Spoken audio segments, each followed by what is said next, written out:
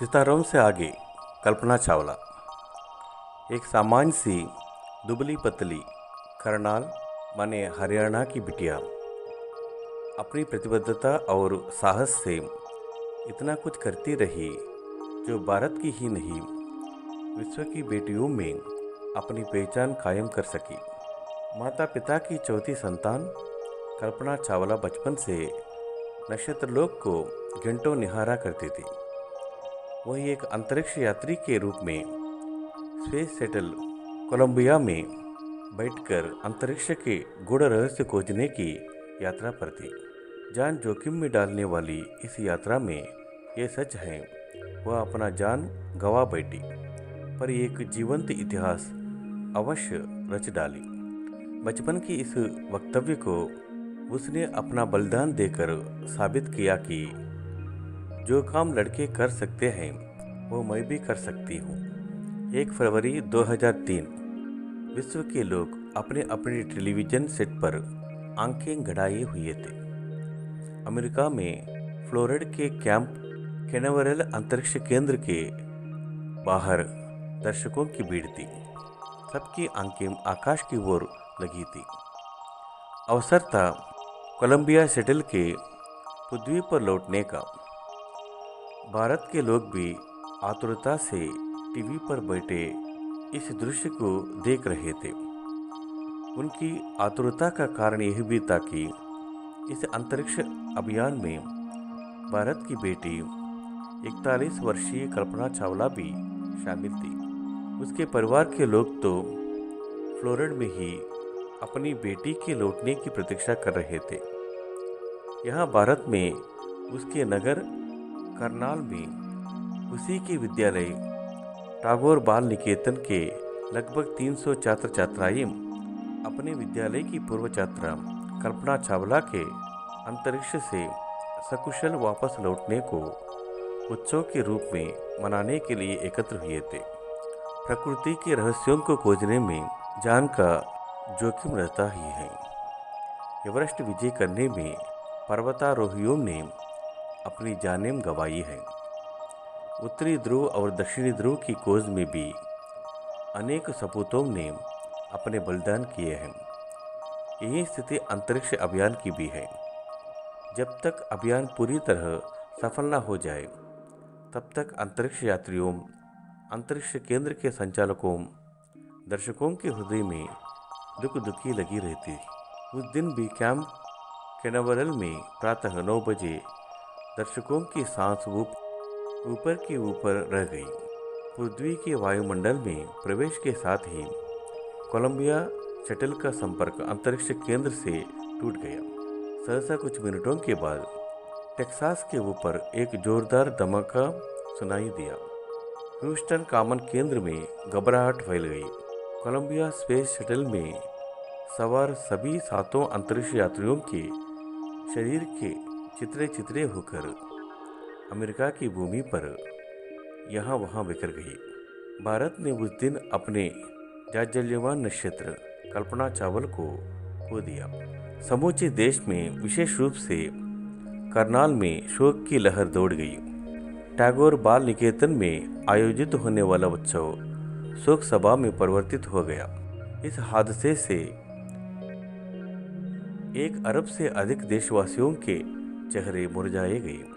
करनाल की यह विलक्षण बेटी सफलतापूर्वक एक यात्रा पूरी कर चुकी थी, लेकिन दूसरी यात्रा में वो दुबली पतली लड़की अपनी मधुर मुस्कान और दृढ़ संकल्प के साथ अपने सपनों को साकार ना कर पाई।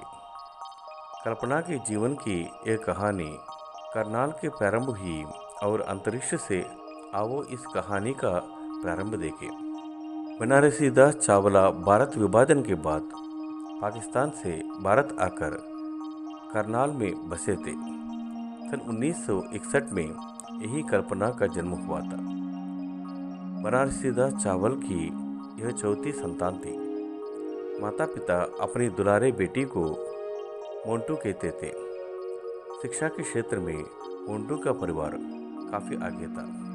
मोंटू की स्कूली शिक्षा करनाल के टैगोर बाल निकेतन में ही हुई। गर्मी के दिनों में रात को खुले आसमान में तारागणों की ओर निहारती हुई कल्पना नक्षत्र लोक में पहुंच जाती थी। शायद यहीं से उसे अंतरिक्ष यात्रा की सूझी थी। जागरूक पिता ने अपनी प्यारी बेटी मोंटू की रुचि को भांप लिया था और जब वह 8वीं कक्षा में थी तब उसे पहली उड़ान कराई थी। एमसेट की परीक्षा उत्तीर्ण करके कल्पना ने इंजीनियरिंग की पढ़ाई शुरू की। इंजीनियरिंग में उसने अंतरिक्ष विषय लिया। चंडीगढ़ के पूर्व पंजाब इंजीनियरिंग महाविद्यालय में उस समय तक एरोनॉटिक विभाग में कम छात्र छात्राएं ही दाखिला लेते थे। छात्राओं का प्रतिशत तो और भी कम रहता था। कॉलेज में पढ़ते समय कल्पना तत्चित होकर अपना कोर्स तो तैयार करती ही थी, साथ ही कॉलेज के सभी क्रियाकलापों में भी भाग लेती थी। वह अक्सर कहती थी, जो काम लड़के कर सकते हैं वो मैं भी कर सकती हूँ। कल्पना को जब एरोनॉटिक्स की डिग्री मिल गई तब उसने अपने आगे की पढ़ाई अमेरिका में करने का मन बनाया। उसे वहाँ प्रवेश भी मिल गया। वहीं उसका परिचय जीन फीरे से हुई। दिसंबर 1983 में वे दोनों विवाह सूत्र में बंध गए। विवाह के उपरांत भी कल्पना ने अंतरिक्ष में उड़ने का अपना ध्येय अटल रखा। एक दिन उसे टेलीफोन पर नासा से समाचार मिला, हमें खुशी होगी यदि आप यहाँ आकर एक अंतरिक्ष यात्री के रूप में अंतरिक्ष कार्यशाला में भाग लें। कल्पना के लिए तो यह मनमांगी मुरादा पूरी होना था। नासा द्वारा अंतरिक्ष यात्रा के लिए चुने जाने का गौरव विरले ही लोगों के भाग्य में होता है। 6 मार्च 1995 से कल्पना का 1 वर्षीय प्रशिक्षण कार्यक्रम प्रारंभ हुआ।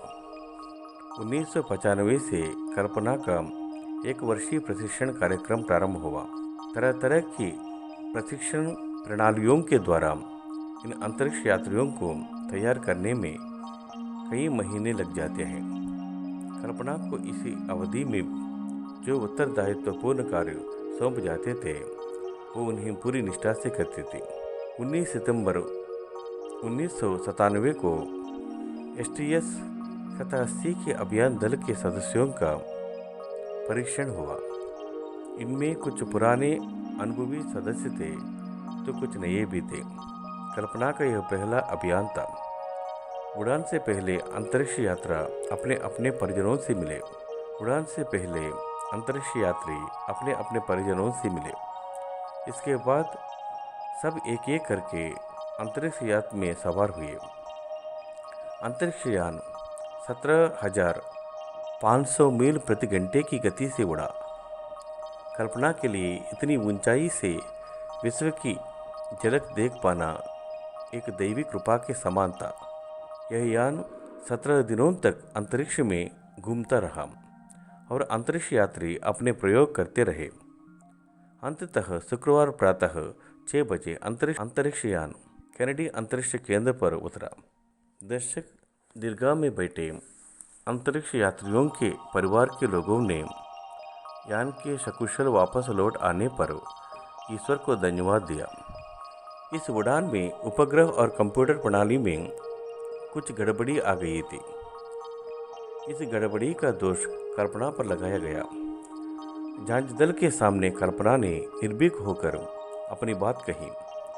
कल्पना के तर्क से सहमत होकर जांच दल ने उसे पूर्ण रूप से दोषमुक्त कर दिया। अतः उसे इसके बाद दूसरे अभियान के लिए भी चुना गया। दूसरे अभियान की तिथि 16 जनवरी 2003 निश्चित की गई। इस अभियान का मुख्य उद्देश्य भौतिक क्रिया का अध्ययन करना था, जिससे बदलते मौसम एवं जलवायु का ज्ञान सुलभ हो सके। अपने निर्धारित समय पर यह अभियान चला। इस अभियान में कल्पना अपने साथ संगीत की कई सीडी ले गई थी। इस अभियान में अनेक धर्मों के अंतरिक्ष यात्री भाग ले रहे थे। सर्वधर्म समभाव का माहौल बन गया था।